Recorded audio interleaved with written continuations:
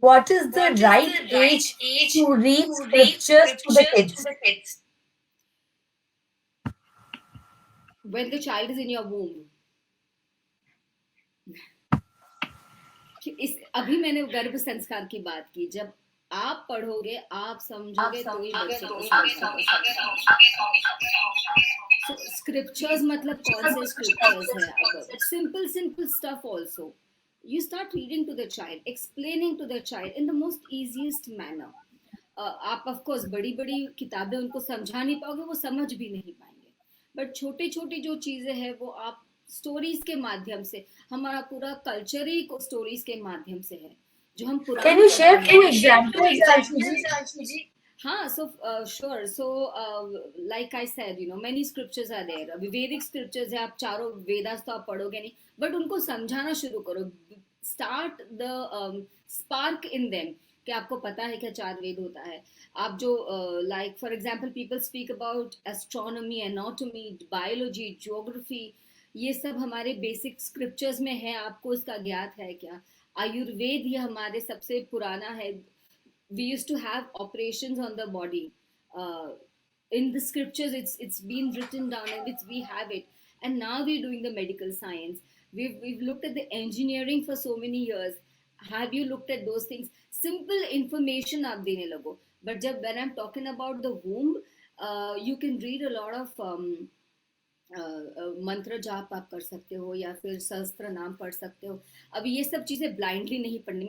मैं कोई भी चीज़ को ब्लाइंडली फॉलो करने की बात नहीं करती हूँ, never ever. So when ever you read something, understand the meaning of it. कोई भी छोटे से छोटा आप श्लोक भी पढ़ते हो ना, तो उसका आप मतलब समझो. हमारे यहाँ पे बहुत सारे शुभाशतम होते हैं संस्कृत में, छोटे छोटे वर्सेस होते हैं which have got a lot of meaning. तो वो मीनिंग आप समझाइए बच्चों को.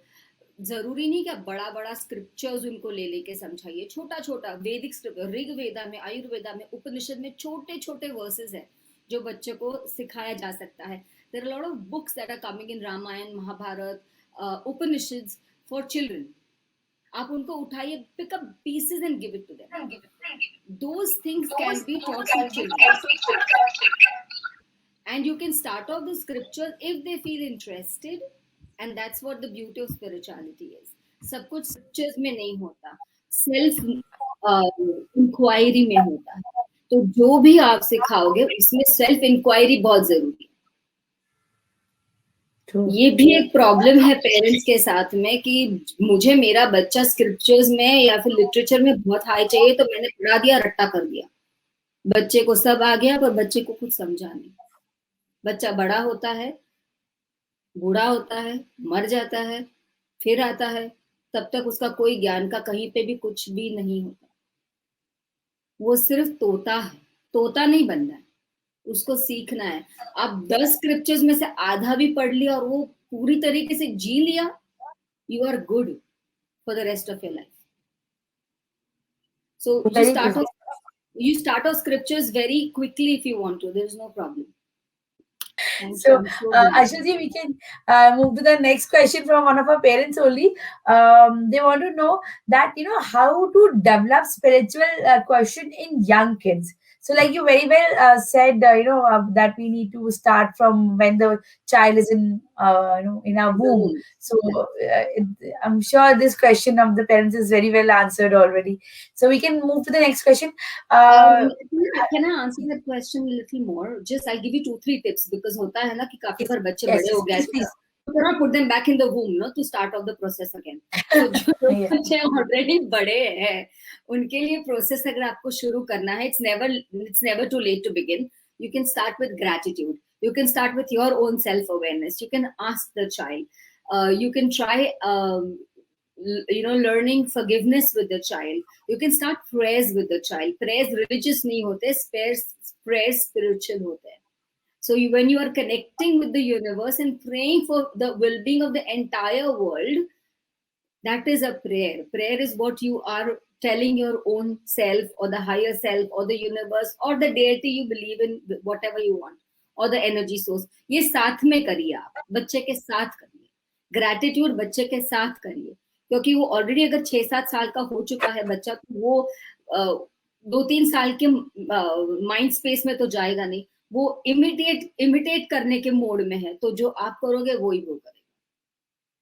So you will have to start doing that. Gratitude, respect others. Please मेहरबानी करके झूठ बोलना मत सिखाइए बच्चों को, क्योंकि आप बोलते हो बच्चों को झूठ मत बोलना, और किसी का फोन आता है बोलते बेटा मैं घर पे नहीं हूँ. You are starting that thing in the house. They are imitating exactly what you're doing. So they will know कि छोटा छोटा झूठ बोलना चलता है, चलता नहीं है. जो वो आप सिखाते हो वही वो सीखते हैं. तो be very very careful of where to say no. That's also a spiritual aspect, क्योंकि खुद का एक बाउंड्री क्रिएट करनी होती है. your spirit is your responsibility of God. The spirit, the body that the God has given you or the universe has given you, it's your responsibility. Learn to respect that. ये सब चीजें धीरे धीरे करके आप एनग्रेन करिए बच्चे में. तो in the age of 7-8, principles of being, what goes around comes around, examples है या जो भी है, you can mark out कि आज मैंने अच्छा किया. ये नहीं कहना है कि मैंने अच्छा किया तो मुझसे अच्छा होना चाहिए अभी के अभी, नहीं, बट मैंने क्या किया. Be very conscious of what you are doing. Teach the children mindfulness. I think these chota chota techniques, if you teach younger generation, it's very nice.